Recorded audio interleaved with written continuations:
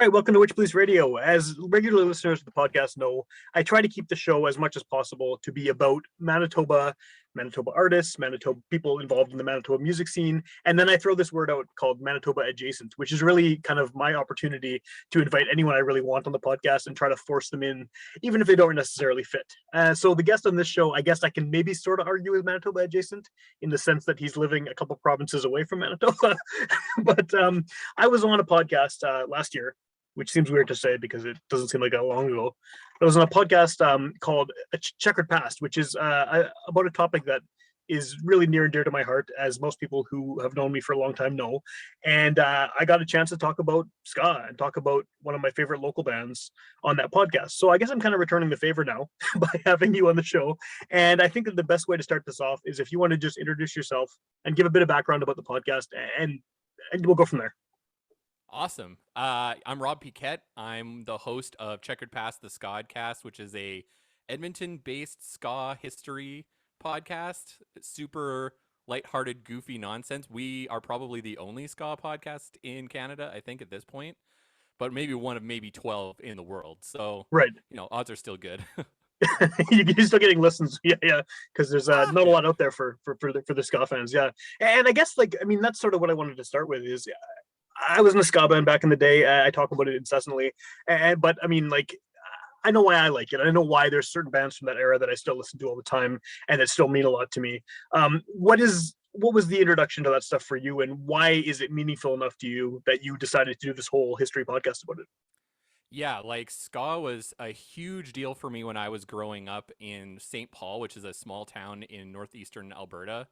It's a town of like 5,000 people. It's built around a church. So when it came to like alternative music, there wasn't a lot of options. And I was kind of an outcast kid, so I didn't really fit in with the country music scene that was Right. up there.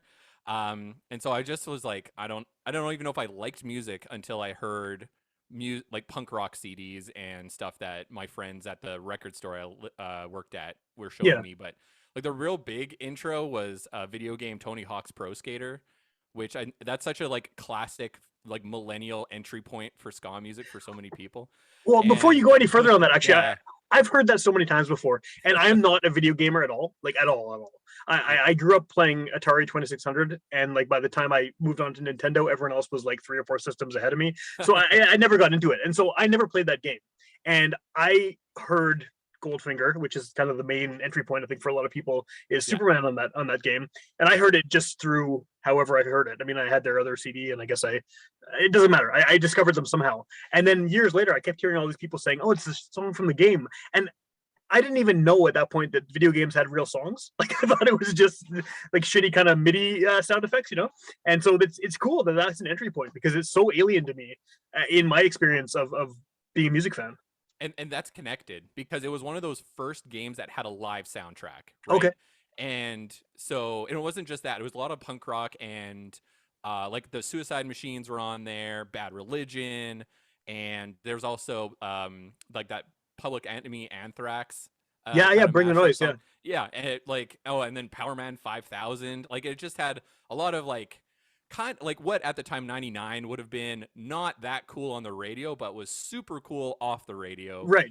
So like if you were into skateboarding obviously, but like you're just like it kind of opened your eyes if you were, oh, how old was I, 13, 12? Like that was it. Like from there it was like I couldn't look back. And Goldfinger, like that Superman song, I drove to Edmonton for whatever reason and I had to stop at HMV in Yeah. the West Edmonton Mall, and I ran to the punk section. I grabbed Hang Ups and I grabbed a Millen CD, and it was the first CDs I ever bought with my own money. Cool. And it wasn't until later that I knew it was ska. Like at the time I was just like, "Oh, this is cool." And it's got like horns in it. Like that's awesome, and it's so fast. Yeah. Like this is really neat. And then it wasn't until like somebody later was like, "Oh, that's ska." And I was like, "All right, now the There's a wheels are name for it. turning. There's a name for it. I can keep looking." And really the first entry point for me with a lot of bands were just like what I would qualify as horn punk bands, less Sure. ska. So I was just like, okay, it's fast and it has horns. And then that's when you go back and you keep going backwards and backwards through history. And I was nerdy enough and whatever, like bored enough Yeah. to just go down the rabbit hole as far as it would take me. So I had LimeWire and Kazaa, those streaming Yeah, yeah. peer-to-peer things. I think I just put ska in the search bar, and just whatever came up was good. And then Amazon List Mania was like another kind of thing at the time in like the early 2000s, I don't even where know that one. I've never even heard of that one. so when Amazon was first doing like music, Yeah. after they were a bookstore, is they would have this thing called List Mania, which is where people would put in essentially playlists, but like playlists of albums. So you Okay. go on there and it'd be like the worst ska of all time, and it would be like Mighty Mighty Boss Tones and No Doubt, and like just kind of being tongue in cheek, silly Sure. about it, or Sure. maybe serious. I don't know. It worked enough on me for me to go and listen to the music, and so obviously Third Wave was like huge. And then after that, it was the Planet Smashers. Hmm. Was like where I found out. Oh, it happened in Canada because it seemed Yeah, like we this had our own thing. Yeah, yeah, foreign yeah, for years. It was like this foreign American, British, Jamaican thing, yeah. and like definitely was never anywhere near St. Paul, Alberta. Like absolutely not. And then I got into like Stomp Records, and that was such a huge deal. Like everything off Stomp was a big deal. If it came Yeah. out on Stomp Records, I was finding my way to get my hands on it legally or illegally. It didn't matter. For sure. And Whatever I remember that connections era we had. too. And it kind of helped, I think, being in Winnipeg that we had two bands on song. We had a whole lot of Milka and we had JFK and the Conspirators.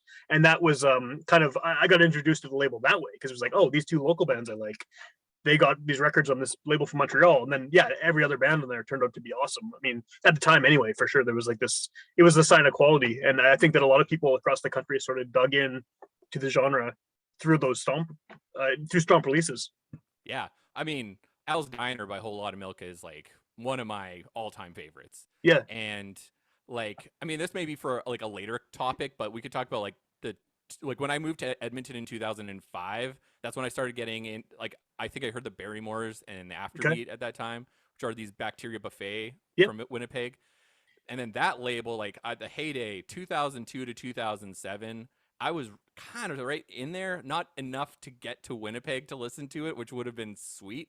But if Yeah. they toured through Edmonton, I was there, and we had a record label in Edmonton, Free Cloud Records, which was formed by Mad Bomber Society, that carried tons of Canadian stuff, Oh, cool. ska or otherwise.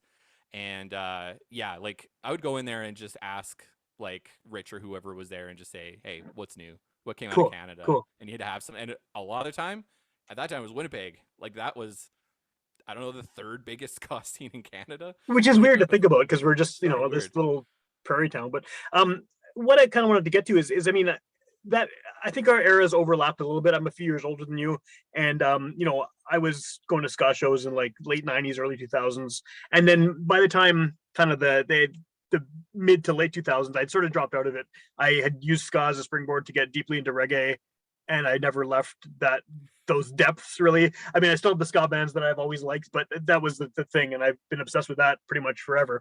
But ska has unwarranted, but it had a negative reputation after kind of the initial third wave boom, and it seems like and this is sort of where you guys come in too, where it seems like there's been this renaissance suddenly almost. I know it never died, and I know that we could talk about bands that have been around through that entire period of like the dead zone for ska in terms of large The scale Dark popularity. Ages, The they dark call it. The ages, Dark right, right, Ages. right, Yeah. right. But it seems like there's been very recently with the release of that In Defense of Ska book, and there's all these podcasts coming out, including yours, and it seems like suddenly ska isn't a bad word anymore, and people who have always loved it are kind of not ashamed anymore to say that they were fans and they are fans and they've always been fans. What do you think has kind of caused the cultural turnaround? Is it just that the younger generation doesn't have that shame Yeah. associated with like Hawaiian shirts and shitty hats and like punk with horns, Plaid.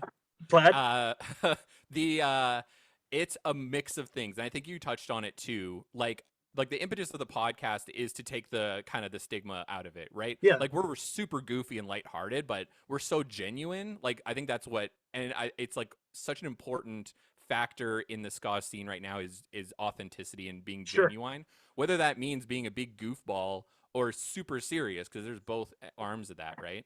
But I think you touched on it a little bit. Like when you look at the new fans who start to like listen to our podcast or listen to these new groups, they're so much younger, right? Like I don't know, early 20s, Yeah, There's a lot of people who are gender fluid and queer, and they're really getting into a lot of these newer bands because it's like the whole idea of ska from like the two-tone era forward is that it's all inclusive. totally. And maybe there's a lot of problematic, maybe it's there's definitely a lot of problematic stuff back out there. Like you can listen to that Real Big Fish song about like chopping his dick off or whatever. I'm sorry, I don't know if I can say it on the pod, but You can say whatever you want, but there's a few Really Big Fish songs that yeah, have it's some questionable. Yeah, yeah, but you know, like that kind of stuff is a little okay.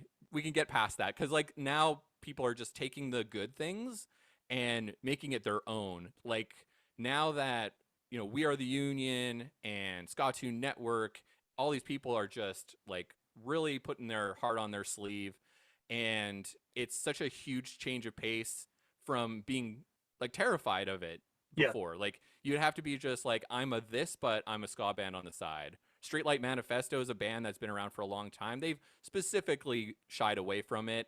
Like the Mad Caddies are another one who are like now, oh, we call ourselves punk rock steady or something. Like, Yeah, you know, yeah, you're doing everything in your power to not say the three-letter word.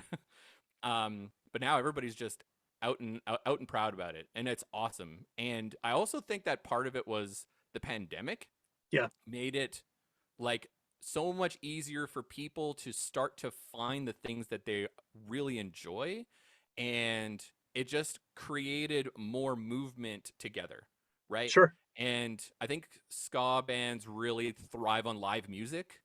I mean, I don't think that's too far out there to say that No, because I don't it's think so. such No. a like everybody's like you know jumping off railings and stuff and having the best time of their life, and like they had to channel that energy somehow, and they channeled it in a really creative way, putting out music. There's bands that are formed. Like there's a band that we interviewed on the podcast called the Third Rates that are from 3 different states in the U.S.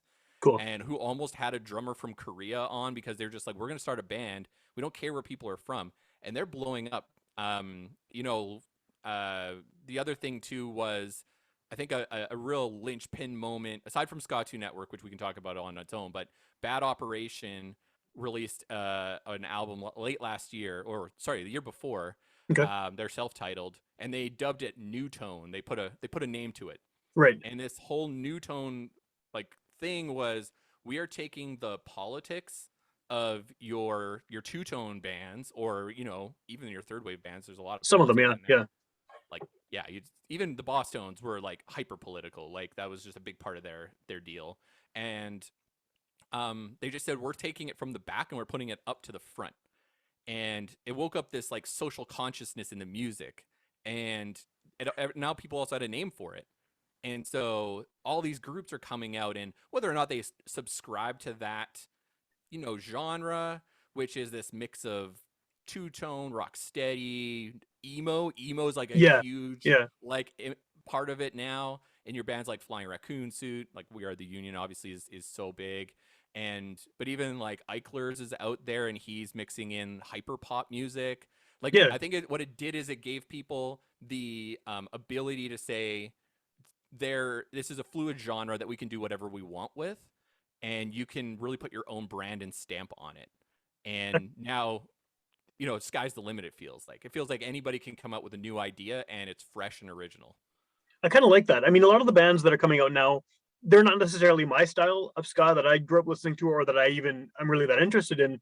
But I like seeing it happen, and I like seeing kids who are not that far, not that much older than my own kids, really, like these teenagers and stuff, who are doing something totally creative with this genre that everyone thought was dead, and that I mean, our generation recreated too, and the two tone generation recreated as well, and so it definitely is something that has gone through so many changes, and it's nice to see something organically come up rather than it being forced through, trying to sell a hit single or something. Yeah, and I mean, I think the cool thing is that nobody thinks that's going to happen. No, Like it won't. they're Yeah, yeah, and they're dismissive of the idea of fourth wave. Like that's just some people will say that kind of like jokingly, but it's really this idea that we know like as a community, if you will, that this is not for the radio. We're no, not making this like I'm not doing this podcast to like get on a bunch of like whatever major like I'm not gonna be the Joe Rogan experience. You know what I mean? Like it's niche. We know it's niche, but that's what makes it fun and interesting. yeah, Is and the support network is outrageously good. I've never been a part of something so inclusive. Edmonton has nothing for a ska scene. right? We've had a few bands come up. I had a crappy band. There was like, 5 really decent ones since I've been here. Yeah. Maybe more that I just never heard of, but the scene is just it's not inclusive, right? They'll go out to see the odd band that comes through. Planet Smashers usually, honestly, they come through a lot. Less than Jake, like if they're skate punky kind of adjacent, Yeah, there's a crowd for that's that. Yeah. there's Yeah. a huge crowd for that, right? It's just like me and Celine, my co-host and sister, we always talk about what's like an Edmonton ska band that will come through, like that everybody goes to, like how Pennywise is like the biggest punk band out here. Like, it's just a certain type of thing, and it Sure. feels restricted. And I also think that that's because I feel like the punk scene has to include everybody but also be separate. And so that just creates like everyone's at the same place but a lot of tension. And Yeah. so for us, being able to just log on to Twitter or Instagram, put out our dumb podcast, and people are like, "Hey, that's funny. Hey, that's cool what you did. Hey, I learned something." And we're like, Yeah. "Geez, it's not my mom listening to this." Like, I can't believe other people are actually taking a listen and being supportive and being positive. That's what it's all about.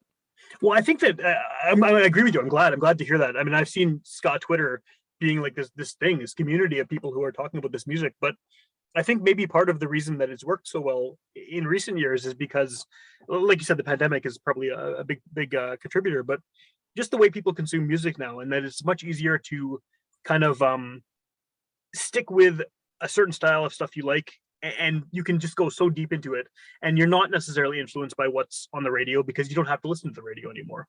I mean, like, when ska, during the third wave, ska was so huge because everyone was being exposed to it, and that kind of contributed to its downfall, really, because it was overexposed and there were too many bands trying to hijack that sound because it was making money.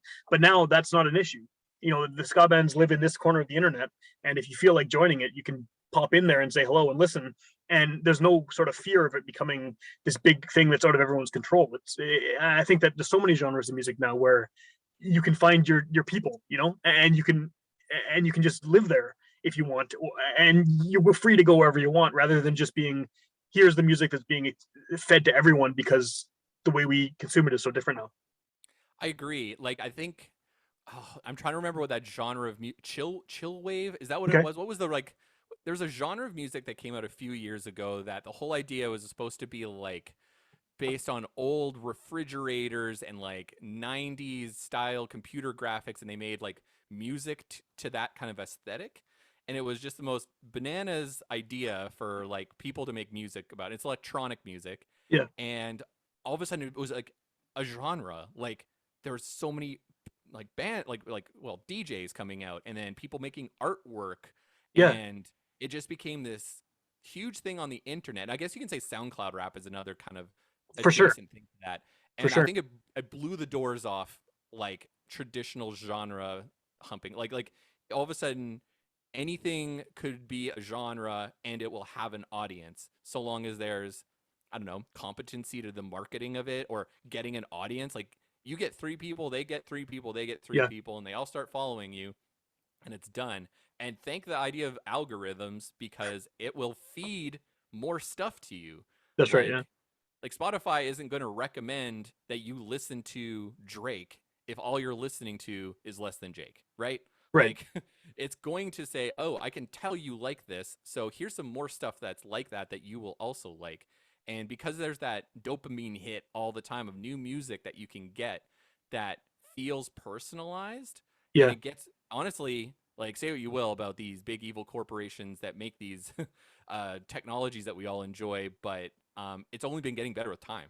Like, I feel like Well, they when learn, right? It learns it from learns, users. Yeah. Yeah. absolutely. And yeah, that's how people get discovered too. Like, it doesn't take millions of listens for you to get on those algorithms. Right. And then you just get thrown at people who potentially are going to really dig what you're doing. Yeah. Yeah. Exactly. Why podcasting? I mean, I've been doing this for a billion years now, it seems like. And I have a background in journalism. That's what I do for my day job. Interviewing people is something I just have a lot of experience doing. I enjoy doing. But I mean, your show, it started off as just kind of a conversation thing between the two of you, and then you gradually introduce the interviews, and now that's kind of, you're kind of a full-on interview podcast. I know you have games and you have like, you know, some funny stuff happening as well in sort of segments, but how did you decide to jump into the interviews? Because that's not something that a lot of people are super comfortable doing. Yeah, so when we started this podcast, like it was kind of just like this lark almost. Like we're just like, hey, there isn't anything like this really where people are just because like the format of the idea of it is that we pick a band, run through its history, and Yeah. talk about its discography, right? That's always been the DNA of the podcast. When we started it, we're like, oh, this is just gonna be fun. We're gonna get to talk about the stuff we like, and it was that thing where all of a sudden, like after our first episode, people started like correcting us and stuff and like being like, hey, the first episode was about Save Ferris, and there's these people who are like, we disagree, or we're from the OC and that's not how it is. And Yeah. we got all this stuff where we're like, oh, I didn't think, like, this is just a goofy thing that me and my sister started. And it started to pick up more steam. We did a two-parter about the band Five Iron Frenzy, that the band like reached out to us and was like, hey, just want to let you know we love the show. This Cool. episode was amazing. Like, we're so thrilled that you're doing this. We agree with what you're saying, because we did a bunch of stuff about religion.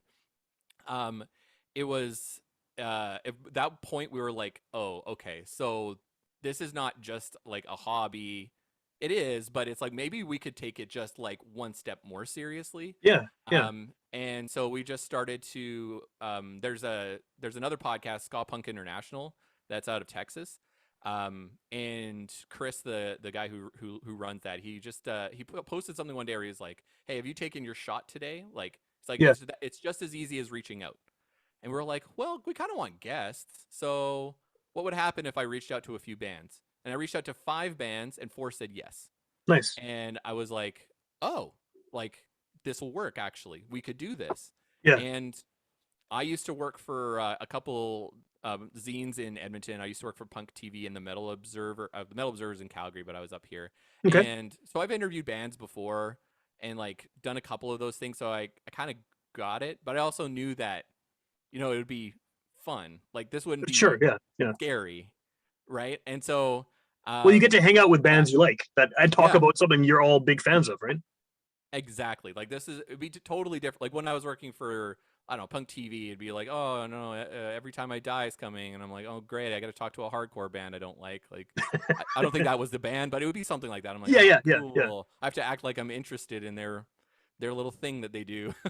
But now I'm proactively reaching out and talking to bands, and that's the cool thing too, is because we get them to pick the band. So like when we asked you and you said yes, it was a thrill, and you said we should do JFK, and Yeah. like we're just so excited to talk about it, and everybody in the room is excited to talk about it, and Well, and then there's with that an one too, energy. JFK listened to it and he gave me some Yeah, feedback to pass on to you guys, right? yeah, So it's cool. Yeah, it's people are cool. hearing it. Yeah. Yeah. And that's what's fun. Like, it's nice to, like, we say nerd out, but it's just great to talk to people about their passion, about something they like. Yeah. We did an episode with somebody who talked to when we brought in Eichlers to talk about No Doubt. He Yeah. didn't like No Doubt, but there was something fun about that too. Like, and No Doubt we can take the piss out of them a little bit. We're not Sure. too scared to be just like, hey, you know what? They're not that great, unless I don't think they're going to be too worried about some they're podcasts in not Edmonton. concerned Yeah. about it. Yeah. Yeah, I'm not. Yeah. I'm not hurting album sales and Yeah. royalty checks. So that's fine. But for the most part, we bring on people to have a good time, and that's. I hope that comes through in our final product. I think it is does. that this is fun, and that Yeah. we're I having think a good time. I think it does, and I think that's why I first sort of started listening to it. I don't even know how I found you randomly looking for podcasts, I think, and then it's a ska podcast. Oh, it's from Canada. This is going to be cool. And yeah, it was initially like even before you had guests, I listened to a few of them, and it was fun. Like you goofing around about how many horn players a band has, and that your segment there and stuff, and like it's entertaining because I think that there's so many overly serious music podcasts, and I might be one of them. I mean, I'm sitting here doing long form interviews with people, and there's no games, and there's no kind of goofy shit happening for the most part. But I mean, not everything has to be that, right? There's a place in this wild west of podcasting for every weird little subgenre of show and every way people want to present it, and that's the best thing about the whole DIY nature of it. I think is that you can do what I'm doing, you can do what you're doing, you can come up with some completely different option, and we can all be talking about essentially the same thing, but just presenting it in a way that works for us. And I think that it's what I like about the indie podcast scene in general. I agree with that too, and I love what you said about like how it can get a little serious on the music interview stuff. Like there are ska podcasts out there. I'm not doing this to throw them under the bus, but Horn Pod is like Yeah, a uber I've listened to a bunch of serious. those. Yeah, yeah. Yeah, and those guys are smart. Holy, They do like their research for sure. they do Yeah, their research. Like I do research quite a bit for my free time, but they spend hours and they're yeah. in the scene and they know their stuff, and that's why people go to them. Is like basically like an encyclopedia. Like they did that whole thing about the slackers. That Like, was great. That was a oh, great series. oh Yeah, my god, it was yeah. unreal. They did such a great job, and like we're not going to compete with that. It does You mean don't. that You don't have sometimes to though. You don't you have to don't have compete to. with that. Yeah. But it is funny because sometimes people come to us and they're just like, oh, like most music podcasts are serious, but you don't seem that serious, and that could turn people off if that's what they're expecting. But Right. it's fine because I'm glad that people stick around. Like the podcasts I listen to in my free time are usually more lighthearted. I like I started listening to Comedy Bang Bang in Okay. uh, like a year after they started. So I've been listening to podcasts for like over a decade at this point. Yeah. And I just always liked that element of podcasting where it is like the Wild West and where like a sense of humor can be really expressed in like the most like ludicrous way. Like it could be just like we just spit puns for Yeah. hours basically. That's the podcast. Like I'm basically sitting there, I have Well, my the show title of the notes up. podcast is a pun. It's a pun. It's two puns. Yeah. Yeah. Yeah. That's right. It's just, so I'm sitting there and I'm listening and I'm listening to the interview, but secretly there's a third of my brain that's sitting there and just like, where can I stick a pun into this? I'm sure Yeah. it's coming up. And the puns are like, it hurts to listen to them, but it's entertaining. Like, you know what I mean? Like I enjoy them, but I also hate them because I can kind of, you can kind of hear them coming, you know, on your show, and it's like there's a bit of a pause, and it's like, oh, he's gonna do another pun, and there it Yeah. is. But I mean, that kind of goes along with the whole perception of ska as being a fun, like just, you know, ridiculous thing.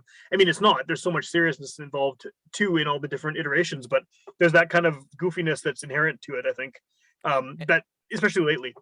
And I'm hoping it makes it accessible. Like that's the other thing. In an ideal scenario where the podcast that people can listen to if they're not ska fans, right? Like partially that's what I want is for people to like come and listen to us, learn something new, maybe hear a band they like and go out Yeah. and check it out themselves, and maybe like take down some of the walls about ska music that may have pre-existed, right? Because I don't and I mean we're guilty of it, of course, by getting too in the weeds about stuff or dropping too much terminology and some like back references that maybe people don't get. And You I can't help mean, yourself with that you though. can't really, yeah, it's kind of part of it too. But also, like, you get into that culture. Like, if you ever get into a new podcast, the first episode you listen to, oftentimes you're just like, I really don't know what the heck is going on. What are these people talking about? What are they doing? And What's then the as you, dynamic between the hosts? Like, yeah, who are they? Yeah, yeah, yeah. and then as you keep listening, you're like, oh, I'm getting it. This is like a podcast is more of a marathon than it's a sprint. I find most of the time, like the ones that you stick to and the ones that you listen to like year over year over year are usually the ones where you like the hosts Totally. and you feel like a connection to the product. And in the end, that's kind of what we're going for. And we haven't even been doing this for a year, I know it's crazy. Yeah, yeah. which is bizarre. And like we just don't see ourselves stopping. And that's kind of the long game is trying to bring in people who aren't just ska fans and bring them into the fold because we're trying to expand the community as much as possible. When you have the advantage too, I think of there being so much recorded history of ska that you're not going to run out of bands anytime soon to cover. And I mean, there's so much. I mean, even if you just focused only on third wave, for example, there'd be hundreds of bands you could do. You could have years of content there. Not to mention all the other, you know, the two tone stuff and the first wave and you know, this new tone era that's happening now. It's endless. It's yeah, we did a Tokyo Ska Paradise Orchestra, which is this Japanese ska Yeah, band. I think they have 28 albums. We are lucky if we get through 3 in one episode. yeah. So like the recorded history of them alone is like staggering to think about. Like, and we release bi-weekly banded episodes. And like sometimes, and we since we leave it up to the band, like they'll throw a curveball at us. Like somebody asked for the techniques one time, Okay, like Backyard Superheroes. That episode was fun because I had never heard the techniques before. That was that a stuff's so good. Oh, I classic love that shit. classic Yeah, Jamaican ska band that just missed my radar. And their history is wild. And like that's those kind of moments where you're just like, oh, that's a thing that happened in history? Like, why aren't we always talking about this? This is actually like like a gangster movie the way this all unfolds and that kind of like surprise and delight is great. But well, yeah, and it's the yeah. cool thing with that episode, just to interrupt, is that I love the techniques. I love Slim Smith's solo stuff too. I have a bunch of records, and so when I saw that you were doing that, I didn't know the guest though. So this is kind of it's like a double way to introduce people. You can get people who are into the old shit like me to be introduced to these newer artists, and vice versa, right? You can get younger people who haven't done that deep dive into Jamaican stuff to be introduced to it because they like the newer artist and they want to hear what they have to say about someone that influenced them. So you got both sides kind of working together on this. And that was what was fun about that episode. So the Backyard Superheroes were the guests, and they're definitely like a nerdcore ska punk band. Like they Yeah, just like drop like comic book references in their songs, and their whole ethos is about having the best time of their lives all the time. And but they wanted to talk about a rock steady band, like someone like a really chill, groovy, and it's yeah, like you wouldn't know that that's like one of their favorite bands just by listening to them. And I think that's also cool. It's like there's so much three-dimensional artistry to it. And when we think about how we bring on guests, it's always this like we think about it as new meets classic. Like we're going to bring you on so you can talk about something classic, but you can then promote yourself. So yeah. we're bridging the gap. Like long term, that's kind of the idea is let's bridge the gap. Because it's all part of a continuum. Hmm. Because I have to make this somehow about Winnipeg. Otherwise, I feel Yeah, like I'm not accomplishing do it. my mandate as a podcast. What is, I mean, I know we've talked briefly at the beginning about some Winnipeg bands. We obviously did that whole show on your podcast about JFK and the Conspirators. You mentioned a whole lot of Milka, some of the Bacteria Buffet bands. What was your perception out there of Winnipeg ska scene when you were younger, when this stuff was happening? Did you have like kind of a feel about what Winnipeg was all about or what Winnipeg's sound might have been? Yeah, that's interesting. So, oh, I got a couple thoughts about that. So, Sure. I first thought was, why don't we have that here?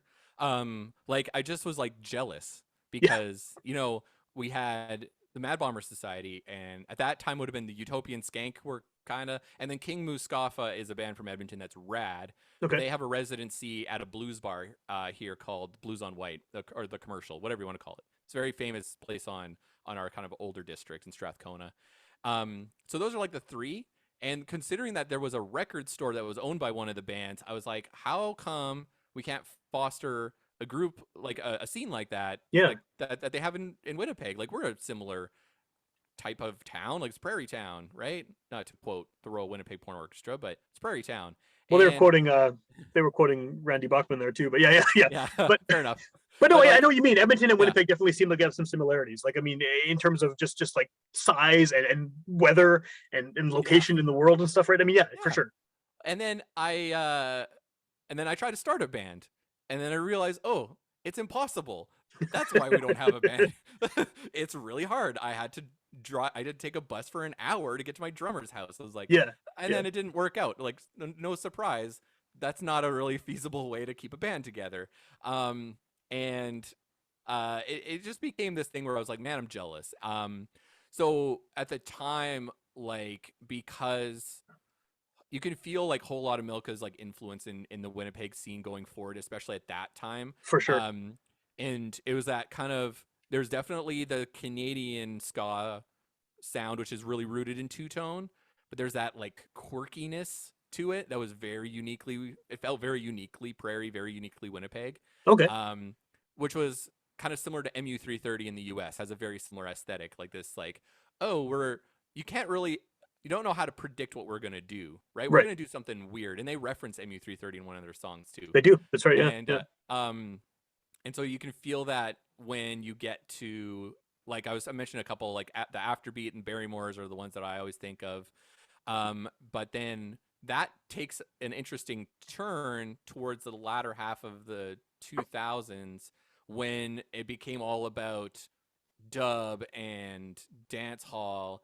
And I think like the best example of that would have been like probably well maybe JFK's Mash Up the Dance is a big influence on that, and then like the Sub City Dwellers Yeah. were like kind of crushing at that time.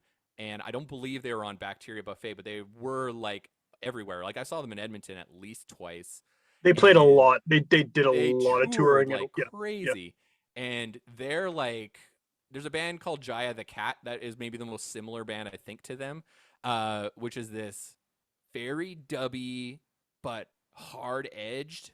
Like it's slow and heavy and sky Yeah. and dubby. Like It's just it takes all those Jamaican influences and takes the fun out of it in a way, and just makes it a little bit like angrier and harder. And I think that's what people like really drove to them, and you can kind of feel that more like tougher reggae Yeah, kind of vibe. And like when and I the best like goalposts I have for that is Pig City Skank 2, the yeah, compilation, yeah, which yeah. I had and I It's a great loved. compilation.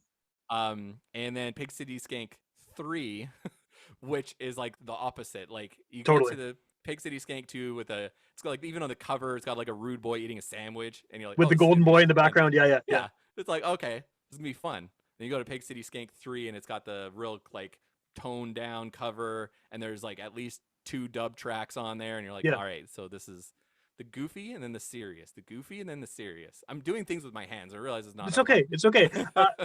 I think you're articulating it enough vocally that people can understand. But I think that I think one of the things that the reason that Sub City, I'm glad we're talking about them because they're a great band.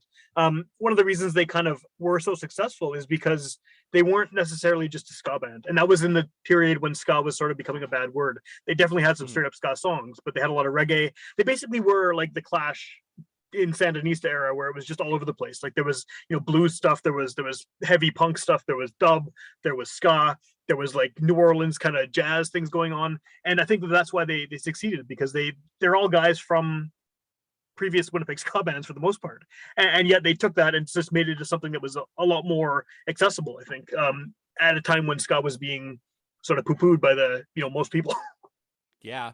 And like the thing with Canadian ska too is it's hard to like figure out what happened in 2010 that kind of made it stop. It felt like it just like stalled out. And there was only a handful of bands still doing it. Like even Los Furios in Victoria kind of stopped. The Planet Smashers were super irregular. The Yeah, Kingpins were long gone. Chris Murray was in the US, right? Like well, he's been it there for just decades now, right? Like, yeah, yeah, right. yeah. Like he left in the '90s to do his. That's why they call him Venice Been a Shoreline. Shoreline Chris, yeah, yeah. um, which it should be Toronto Chris.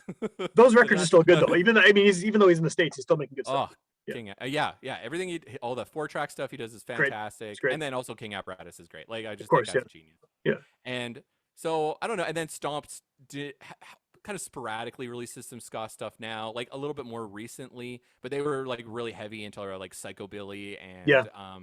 and like garage rock. Like that was Which is kind of weirdly the same thing so that happened with Hellcat, which was yeah. releasing tons of great ska, and then all of a sudden Psychobilly comes in, and they're putting out all these bands, and then they have Oh, 1,000 bands that sound exactly like Rancid. Like, well, yeah, I mean, if Tiger Army 1 probably like sold so many freaking albums for Tim, yeah. like I'm reading that Sellout book too. I don't know, Oh that yeah, Dan yeah, Ozzie cool, book. cool. I don't know Yeah, if you've read that, I but haven't read it it yet. No, has. I want to.